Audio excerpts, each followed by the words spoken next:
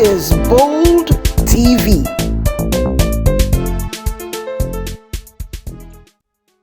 Top of the morning to you, wherever it is you are listening and viewing beautiful, outstanding Ladies with Disabilities television this Saturday morning. It's a beautiful, beautiful day. We are, of course, right now in that time of the year where it is raining. And so if you're going out, please remember to go with an umbrella, or you go with your raincoat, or you just go with something to protect you from the harshness of the weather in case it drops. We cannot stop it from dropping, but if it does, ensure that you're safe. And that is how I bid you warm welcome to yet another super interesting edition of Bold Heart Stories right here on beautiful, outstanding Ladies with Disabilities television, Bold TV. We, of course, eat your airwaves every Saturday on Facebook or on our YouTube channel.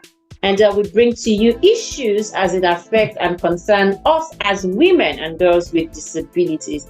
This is all geared towards having a sustainable future. And today is not going to be an exception, as this is the edition of the program where we celebrate an icon, where we celebrate a woman who is doing amazingly well as a woman with disabilities. We talk about their stories, they tell you about their journeys, challenges, experiences, and we use this to inspire and motivate other women out there to be the best that can ever be. And I've got my bold heart woman in the house who will be telling us our bold stories today.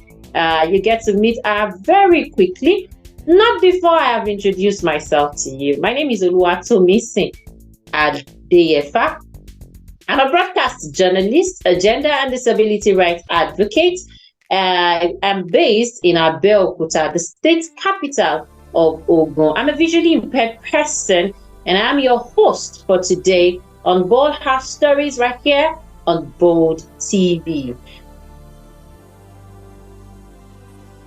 We'll go on this very quick break where I would, be introducing you to my guest. You get to meet her. You get to, hear a little about her while she tells us the rest as soon as we come back. So stick around. Don't go anywhere. We'll be right back. Florence Marcus is a lawyer and a disability rights advocate called to the Nigerian Bar in the year 2009. She is the principal partner of Florence Marcus and Company, currently working as a studies fellow at the National Judicial Institute. Florence is involved in active legal practice and provision of legal aid to indigent people, especially persons with disabilities, women and young people, and promoting access to justice. She is also actively involved in advocacy for the advancement of the rights of persons with disabilities. Florence co-founded the Amputee Coalition of Nigeria, an NGO that advocates for the advancement of the rights of persons with disabilities and provides psychosocial support for amputees. This initiative was informed by her personal experience. At age 5, Florence was involved in a ghastly road traffic accident that resulted in the amputation of her left leg above the knee. Despite growing up with a disability and the numerous challenges confronting persons with disabilities in Nigeria, Florence has remained resilient and determined to succeed academically and thrive above disability. She has defied all the odds to become a lawyer, breaking through the stereotypes. She is a recipient of the 2022-2023 Chevening Scholarship by the Foreign Commonwealth and Development Office, where she studied LLM International Law and Development at the University of Nottingham and graduated with a distinction and was awarded the Equality, Diversity and Inclusion LLM Dissertation Prize. Florence is happily single and is our guest on Bold Stories today.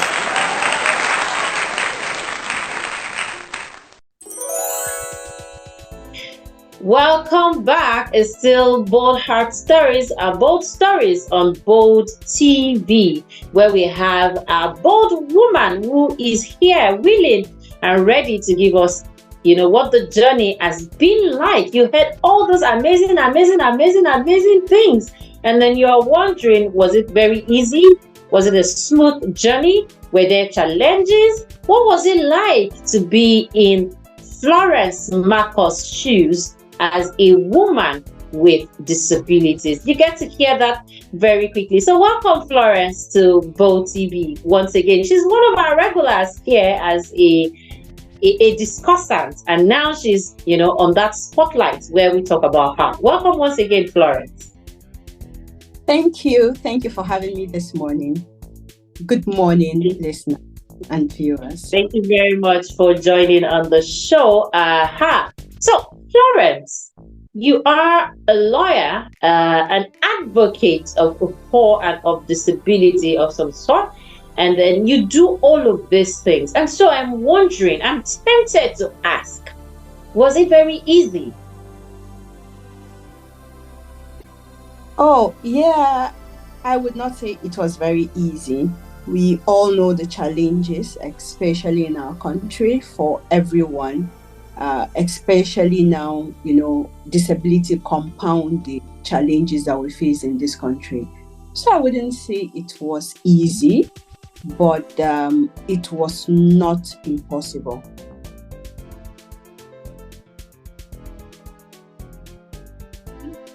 Thank you very much for that one. I love the sincere admission. It wasn't an easy journey to be all of those things. And I'm sure you are still moving on. You are still, not stopping anytime soon, both in your personal and professional life. And that is amazingly well. So I want to say congratulations. You're doing well, and we are super proud of you. Now let's pick it from, the challenges. I see you talk about having your legs amputated out of an accident. What was it like at that point for you? How were you able to maneuver from being a person without a disability to being a person with disability?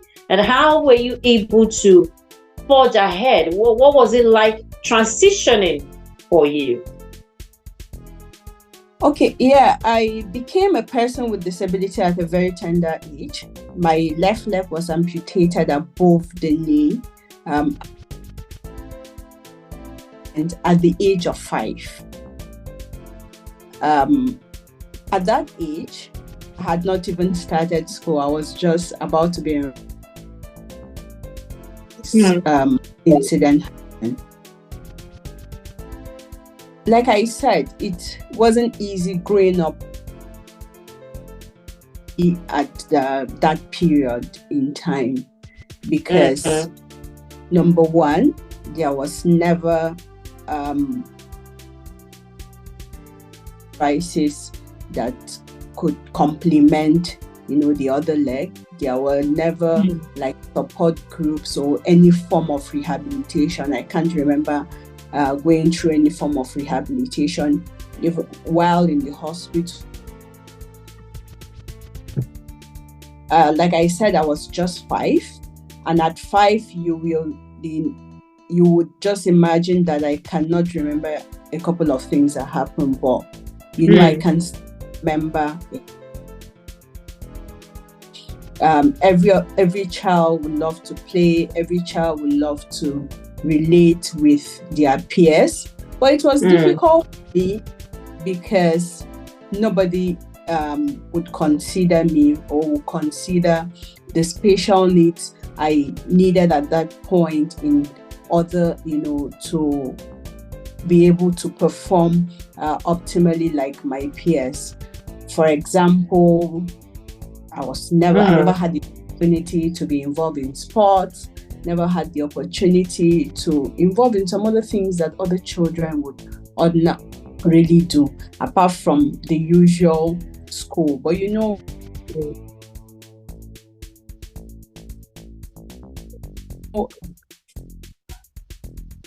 every other child would need more than that. So it was a bit difficult growing up. But one thing, the support that I had that stood out was my family. My parents were very active. My family was there for me. In fact, they never saw me as a person. They never wanted me to think or even reason like a person with disability. They always wanted, to affirm that, oh, you are okay, you are just like every other child, even though it was not true. And I knew it was not true. But, they were doing all of that to help me. My parents really encouraged me to be independent. So at a very young age, I learned to do things myself. I learned to be as independent as possible. I went to a boarding school from JSS1 to SS3. I could do all the chores in the house, like even things that nobody would expect me to do. My parents advised me to do that just to be independent. Then, apart from the issue of the assistive devices, there was also no support at all from government. We know that it's only just recently that disability has gained a bit of traction and a bit of visibility in the eyes of the government with the enactment of the Discrimination Against Persons with Disability Prohibition Act and the activities of persons with disability organizations and other civil society, that have been advocating for the rights of persons with disabilities. But at that there was no peer support, apart from even just the rehabilitation. Like, there was no peer support. Growing up, I never had like a person with disability as a friend or see other persons with disabilities I could learn from, or leverage on their experience to be able to also, help me growing up. So it was a bit difficult. It was like one was living in isolation. In isolation. So, but apart from family, my community was also very welcoming and very encouraging. And all of this helped me to develop a positive attitude, help me to be resilient, to be committed, and I decided that I made up my mind at a point in my life that I will never, I will grow beyond disability. And I was looking forward to doing things that every other person was doing. I was, committed to succeed academically, especially academically, because I thought at the point that things that I cannot do with my legs, I believe I can do them with my head. Where my leg cannot take me, my head can take me. So I was very I really like that vibe. Okay, where my legs cannot take me, my head, which means your brain, your intelligence, your attitude, your character will take you there. And that's really, really a word of encouragement out there. So if you've got a disability, you're visually impaired, you're a person with a physical disability, you have hearing impairment, and then you're just focused on the disability, you're looking at it like, oh, it's such a big deal. It's not such a big deal. So wherever that part of your body cannot take you, just have it at the back of your mind that what, which is your attitude, will definitely take you beyond where you are even expecting. I really love that. Thank you so much for sharing with us, Florence. Moving on, talking about doing things, rising above your disability, the kind of profession that you do. And so a lot of times, if you look at in the law profession, you find more of men than women, without disability. In fact, when you eventually see a female lawyer, there's a whole lot of looking down on, there's a whole lot of, competition, trying to outdo, and, of course, also in the law profession, you now begin to see seniority. For instance, you as a young female lawyer, for instance, you are standing side by side with another lawyer who is probably elderly and a man and is a son, all those kind of rankings and all. So how do you feel as a woman with a disability in that kind of space? Okay, we all know and we must all admit that Nigeria is a bit patriarchal. It's not bit. We all know and we must admit to that fact. But beyond the way people treat you, you also must develop a personality for yourself. I wouldn't say that I did not experience some of this discrimination, because as a woman with disability, there are a lot of intersectional discrimination that you are bound to face as a woman. And then disability, you have people look down on you. People feel sometimes like, talking from experience, somebody is seeing me. I've been called to the bar, it's 15 years now, but someone is seeing you and is still thinking like, oh, she's just probably 2 or 3 years post call, without even talking with you, without even giving you the benefit to know, okay, what is her experience like. So all of this, but given the opportunity, I always like to make the most of every opportunity that I have to showcase what I am made of, to showcase my potential. I'm not just a lawyer, but I have practiced law right from when I finished NYSC. I've had opportunity to appear in various cases. I've had opportunities, to do cases myself, to do cases with my colleagues, with my boss, to appear against senior advocates, to appear against senior lawyers. But I don't think, I believe that most of these times, I must say that most of these times, after an experience, they must testify that, yes, this girl is not doing bad. And that's the impression I always want to leave, in the eyes of everyone, especially people who, had given that inkling that they want to belittle me or to look down on me, just to prove to them that, yes, I also have potentials. I also went to the same school like you. I'm also trained like you, and I have all it takes to do just like you, given the opportunity. So I've tried to make the most of all the opportunity, to alter those biases and those stereotypes that people have against women and against persons with disabilities, then as a woman with disability too. I've had an opportunity where someone say, "Oh, I don't like a female lawyer," and he was with a female lawyer, and later I realized he had a disability. Oh, I could see the disappointment written all over him. When he had to,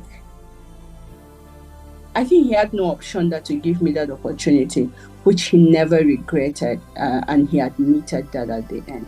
So it's just for me to take advantage of the opportunity. So I don't really rely on the discrimination and the stereotypes. No, I don't allow them, to becloud my reason. No, I wait for the opportunity and I press on for the opportunity and make the most of it. Okay, another tip for women and girls with disabilities out there, in fact, every woman out there listening to us, is that, you wait for an opportunity, immediately you see the opportunity, do not procrastinate. And so you should latch on it and take it with both hands. So while you're waiting for opportunity, another tip Florence is telling us is that be prepared. Assuming she is not being prepared, assuming she has not been there, assuming she does not know what she's doing.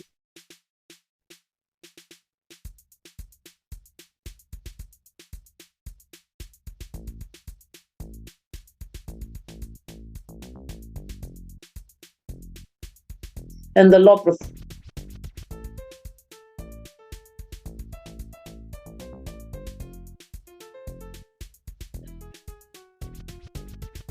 Hello? Yeah, I can hear you now. But I lost you a bit then. Hello? Yeah, I can hear you. Thank you. Yeah, so sorry. Okay, thank you. So I was saying that assuming she wasn't prepared to take opportunity, when opportunities come, it would kind of pass her by. But here, our bold woman telling our bold story is, one that sees opportunities, recognizes it, and takes it to our advantage. Thank you very much for sharing that with us, Florence. So let's take it a little bit further. I see you do a lot of advocacy work, especially around legal advice for persons with disability. What motivates you to do this? Is it because you are also a woman with a disability? Does it have anything to do with, your motivation for working in this regard? Okay. What even informed my interest in law is the passion to help people, my passion for social justice, my passion to help people who are vulnerable, who are the downtrodden in the society, because I can relate with their plight. I realized this growing up as a person with disability, and I saw the difficulties people are going through, and that was even my motivation to study law. And now that I'm a lawyer, I try to live up to that passion, and that is what keep me going when it comes to providing legal aid to people, especially people with disability, young people. I am a member of LADI. LADI is the Legal Advocacy Response to Drug Initiative, an organization that provides legal aid to indigent drug arrestees, especially young people. They are mostly young people who are indigent. I also belong to the Association of Lawyers with Disabilities, and through that association, I have also contributed in the advocacy, for access to justice for persons with disabilities. I've had opportunities, to help people who, on a good day, cannot afford the services of a lawyer, and that I also through my involvement in prison ministry. I go to the prison. There was a time, I would not say all the time, because this year I've only gone once or twice because I was not around for a while. I was going to the prison almost every week on Wednesday, talk to people, listen to their cases, pick up some of those we could help.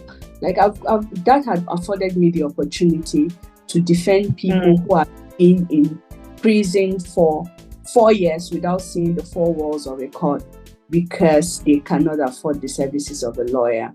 So that is in keeping with my passion and my desire, for social justice, for equity. Okay. Thank you very much, Florence, for that one. Another lesson I learned from, that chapter of your life is that whatever it is you're doing, just ensure that it's something that gives you joy. It's something that, you're passionate about. Ensure that you're in a space that you can function well. You are not being pushed, because, I see a lot of that so many times. I hear people who say, oh, I would have studied maybe journalism, but my parents think that journalists do not earn much.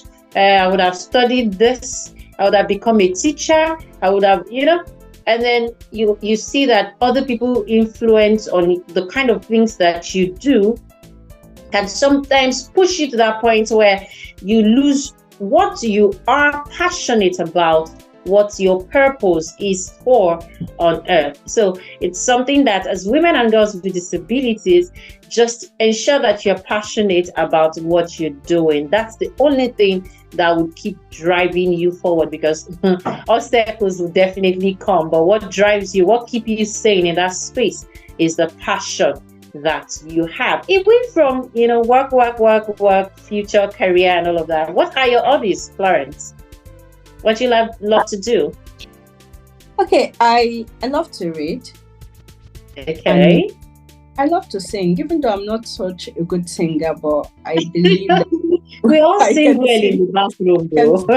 I can sing 2%. And I love to swim. I love to swim. Swimming is a recent hobby, and it's something that I do a lot. Like I said earlier, I miss sports because growing as a person with disability, and nobody ever considered that I needed that. But now I've grown. Especially more recently, I have been involved in a couple of sports. I play badminton. I try to do that. Wow. I try to swim, and this has helped me a lot. So Wow. So wondering if women with disabilities, career women with disabilities, wondering if they have hobbies. There you have it from Florence. She's got hobbies and she's really going after him. So why don't you find a hobby today? And so when you go out there, see, I tell people disability does not limit you. Really, you allow disability to limit you if you give it that opportunity. So what you need to do is just get up and get going. You heard it. She swims. Even blind people swim. So it means that your disability do not have to limit you from enjoying your life. Thank you very much, Florence. So where does Florence see herself in 5-10 years from now? What's the plan for the future? I have a lot of plans, and I'm laughing because some of them I don't want to really. You don't want to let the cat out of the bag. No, I don't want to expose them on this public space. Okay, so you want to keep us in suspense. Maybe we should just say that what I would say that it would be very good to watch out for Florence in the next 5 years, because a lot is cooking. Believe that. I can't wait to taste part of the delicacy. We heard about Florence, thank you very much, and congratulations to you on all your endeavors. We wish you right here on Bold TV nothing but success. And people, also watch out for Florence. You're not just going to be watching out for 5-10 years. You're also going to be watching out for Florence Marcus as a host on Bold TV. Can you beat that? Thank you for the opportunity. You're welcome, and congratulations for being a part of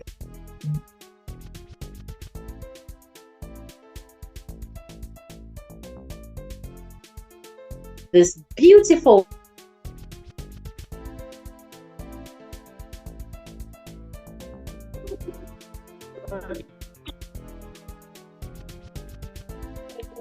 Can you hear me now? Yeah, I can hear you now. Please. Oh, okay. Thank you very much. Okay, so as I was saying, watch out for Florence Marcus as a host on Bold TV, as she would be discussing issues and matters as they concern and affect women and girls with disabilities. I'm sure you will love it. You would definitely love it because she's packed, I can see, and she would be willing to share with you some of those, things that she's got packed up in her. Thank you so much, Florence, for joining on the show once again. And I hope that you enjoy your time out on Bold TV, and we wish you all the best in the future going forward. Thank you. And let's talk about our page today on Beautiful Outstanding Ladies with Disabilities Television, right on your Facebook and YouTube channel screen. Thank you so much for viewing. Thank you so much for being with us. Thank you for all the shares, the likes, the comments that you just kept coming in. And we hope you continue to support us in all that we do. If you need to reach out to any other host on the show, you can reach out to Freki myself, Afyong Osaki, Grace Oluwatomisin, Constance, as well as our new addition, Florence Marcos. Reach out to us and we would be willing to partner with you. Please, we are calling on all and sundry for your support on the show. We need your support to keep the show going, and we hope that you help us to continue to put out content that has positive impact on our lives altogether. Thank you once again for joining me. I remain Oluwatomisin at DFR. I'm a broadcast journalist based in Abeokuta, Ogun State. I'm also a gender and disability rights advocate. I've been your host on today's Bold Stories, a super edition on Bold TV. Thank you. We'll see you again next week. Thank you. Bye. Thank you very much, Florence.